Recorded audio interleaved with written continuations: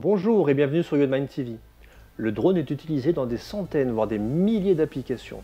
Vous connaissez tous par exemple l'utilisation en audiovisuel dans le cadre de tournage pour différents reportages ou pour le cinéma. Aujourd'hui, l'utilisation que nous allons vous présenter est à l'opposé de cela et nous allons vous faire découvrir l'utilisation de drones dans un cadre très spécial. Peut-être n'avez-vous jamais pensé qu'il puisse être un outil très utile dans le cadre d'enquêtes criminelles, comme par exemple en aidant à la recherche d'indices clés tels que des armes. Nous allons retrouver un télépilote en mission pour la brigade criminelle de la gendarmerie.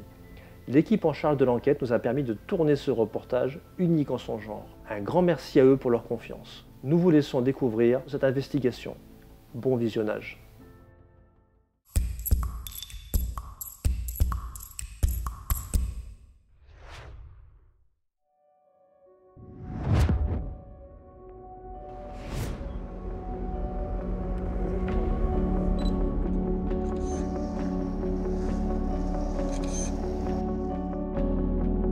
Je suis Michael Di Cataldo, télépilote drone et commercial au sein de Géomesure. Aujourd'hui, je suis présent ici à la demande des forces de l'ordre dans le cadre très spécifique d'une enquête. On va être à la recherche d'un objet métallique sur une zone donnée qui réunit plusieurs éléments particuliers. Non seulement il y a un peu de dénivelé, il y a un peu d'obstacles naturels et artificiels, des arbres qui sont hauts, pistes cyclables, mais on a aussi la difficulté de la densité de la végétation. Donc là, il faut justement parer à ça en se préparant et en préparant la mission en amont, en se coordonnant avec tous les acteurs de l'espace aérien et ensuite pouvoir travailler particulièrement sur la zone. Il va falloir qu'on mette en application plusieurs technologies et plusieurs techniques. La technologie principale qui va être utilisée va être la solution drone et les différentes techniques utilisées vont être la photogrammétrie, le lidar et la thermographie. Sur cette zone-là en fait. Eh oui.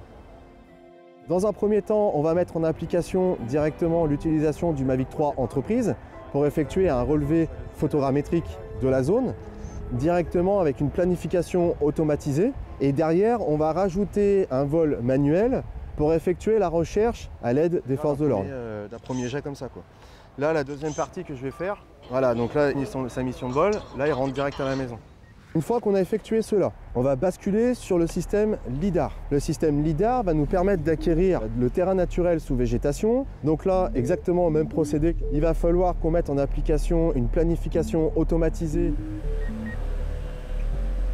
Une fois qu'on a effectué ceci, on va pouvoir passer à la thermographie avec le système M30T. Donc le M30T a l'avantage d'avoir un télémètre laser, une caméra grand angle, une caméra zoom et en plus une caméra thermique. Il va falloir justement qu'on utilise cette caméra thermique en effectuant une orthophoto thermique. Donc derrière, planification de vol automatisée, prise et acquisition des données et derrière, traitement de la donnée. Une fois qu'on a effectué tous les vols, avec tous les différents drones, les différentes techniques utilisées, on va pouvoir rassembler toutes les données pour pouvoir effectuer un orthophotoplan, une orthophoto thermique, une modélisation 3D et le nuage de points LIDAR. Et derrière, croiser les informations pour effectuer une recherche post-production plutôt que directement sur la zone. Donc pour revenir sur la mission, l'objet métallique n'a pas été forcément retrouvé. Par contre, le travail en post-production va permettre vraiment d'effectuer un travail en profondeur puisque différentes informations vont être entrecoupées grâce au géoréférencement notamment des images.